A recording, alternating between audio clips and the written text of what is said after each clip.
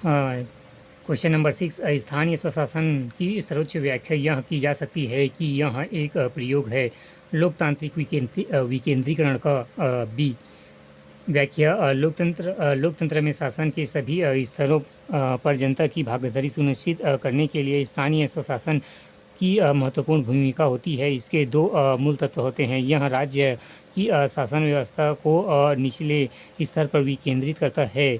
यह लोकतंत्र में स्थानीय लोगों के प्रतिनिधित्व एवं जन भागीदारी नहीं प्रत्यक्ष भागीदारी को असंभवतः बनाता है एवं भारत में 24 अप्रैल 1993 के 73वें संविधान संशोधन के माध्यम से पंचायती राज प्रणाली द्वारा लोकतंत्र विकेंद्रीकरण को मूर्त रूप प्रदान किया गया है। विकल्प भी सही है। क्वेश्चन नंबर 7, 73वें संविधान संशोधन द्वारा लाई गई पंचायती राज प्रणाली के संबंध में निम्नलिखित में से कौन सा कथन सत्य नहीं है?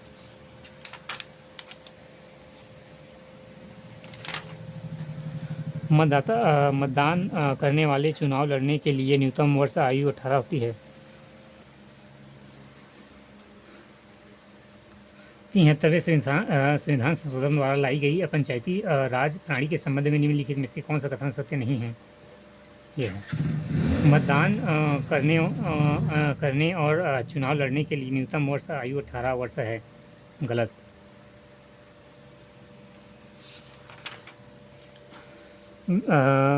व्याख्या, चुनाव लड़ने के लिए न्यूनतम 21 वर्ष अंतः कथन डी सत्य नहीं है। क्वेश्चन नंबर 8, राज्य निर्वाचन आयोग के संदर्भ में क्या सही है? संविधान के अनुच्छेद 243 के पंचायती के लिए राज्य निर्वाचन आयोग का गठन उपबंध किया गया है। 243 के पंचायतों। क्वेश्चन नंबर 8, राज्य निर्वाचन आयोग के संदर्भ में क्या सही है? संविधान के अनुच्छेद 243 के पंचायतों के लिए राज्य निर्वाचन आयोग का गठन उपबंध किया गया है। तीसरा, राज्य निर्वाचन आयुक्त को उन्हीं आधारों पर उसी प्रक्रिया से हटाया जा सकता है जिस प्रकार उच्च न्यायालय के न्यायाधीश को हटाया जा सकता है।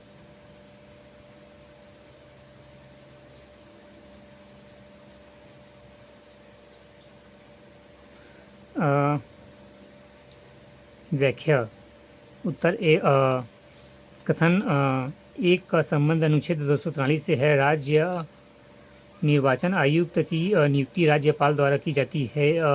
अंतः कथन 2 गलत है। राज्य निर्वाचन आयुक्त की नियुक्ति राज्यपाल की अनुशंसा पर राष्ट्रपति द्वारा की जाती है। गलत। क्वेश्चन नंबर 9, स्थानीय निकायों के चुनाव को कौन संपन्न करवाता है? राज्य निर्वाचन आयोग।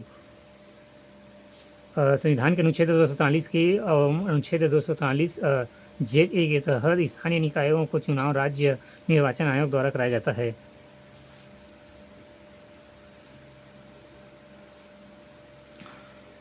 क्वेश्चन नंबर 10, निम्नलिखित कथनों पर विचार कीजिए। निम्नलिखित कथनों पर विचार कीजिए।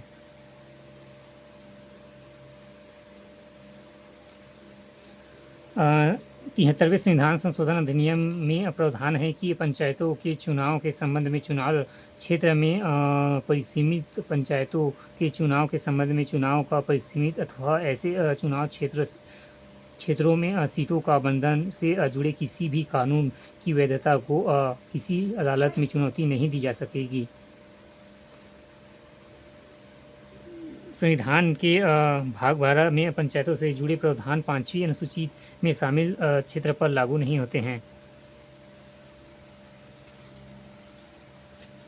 उत्तर, व्याख्या, 73वें संविधान संशोधन के द्वारा पंचायतों के चुनाव से संबंध चुनाव क्षेत्र के परिसीमित व सीट आवंटन से जुड़े कानूनों को न्यायिक निगरानी के दायरे से बाहर रखा गया है। इसके अलावा पंचायतों से संबंधित संवैधानिक प्रावधानों की परिधि को 5वीं अनुसूची में शामिल क्षेत्र से बाहर अंततः दोनों कथन सही हैं।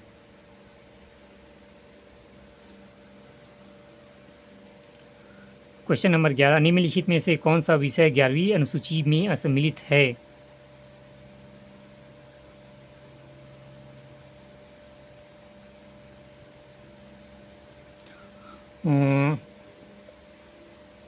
क्वेश्चन नंबर 11, निम्नलिखित में से कौन सा विषय 11वीं अनुसूची में सम्मिलित है? कृषि, सार्वजनिक वितरण प्रणाली एवं परिवार कल्याण एवं तकनीकी प्रशिक्षण एवं व्यावसायिक शिक्षा, गरीबी उन्मूलन कार्यक्रम।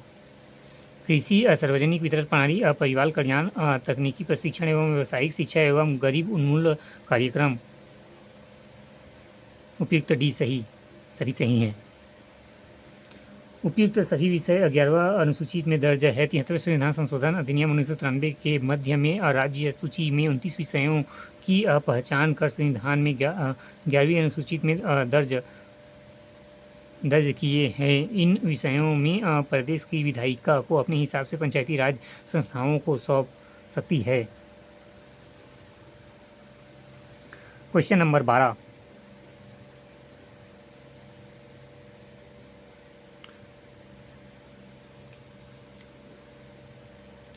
पंचायत क्षेत्र में प्रादेशिक निर्वाचन क्षेत्र में प्रत्यक्ष चुनाव द्वारा पंचायती की सीटों को भरा जाता है। पंचायत क्षेत्र में प्रादेशिक निर्वाचन क्षेत्रों से प्रत्यक्ष चुनाव द्वारा पंचायत की सीटों को भरा जाता है। राज्य विधानमंडल विधि द्वारा पंचायतों को शक्ति और प्राधिकरण दे सकता है जिससे वे कार्य करने में सक्षम हो सके। उत्तर सी, अरे उत्तर सी एन दो भी, 3 गलत है।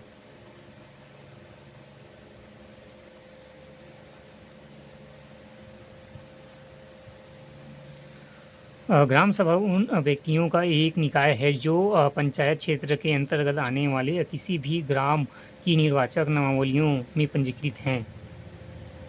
ग्राम सभा उन व्यक्तियों का एक निकाय है जो क्षेत्र के अंतर्गत आने वाले किसी भी निर्वाचन नामावलियों में पंजीकृत है। व्याख्या, संविधान के अनुच्छेद 243 से 243 अ तक पंचायती राज एवं संबंधित विभिन्न प्रावधान दिए गए हैं।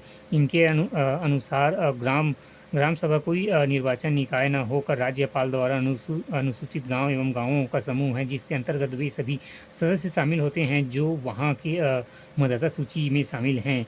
अनुच्छेद 243 ग के अनुसार किसी पंचायत के सभी स्थान पंचायत क्षेत्र के प्रादेशिक एवं निर्वाचन क्षेत्रों में प्रत्यक्ष निर्वाचन चुने हुए व्यक्तियों से भरे जाएंगे। अनुच्छेद 243(6) में उल्लेखित है कि संविधान के उपबंधों के अधीन रहते हुए किसी राज्य का विधानमंडल विधि द्वारा पंचायतों को ऐसी शक्तियाँ एवं अधिकार प्रदान कर सकेगी जो उन्हें स्वतः शासन की शक्तियों के रूप में कार्य करने में समर्थ बनने के लिए आवश्यक होगा। अंतः कथन 1, 2 और 4 सही हैं।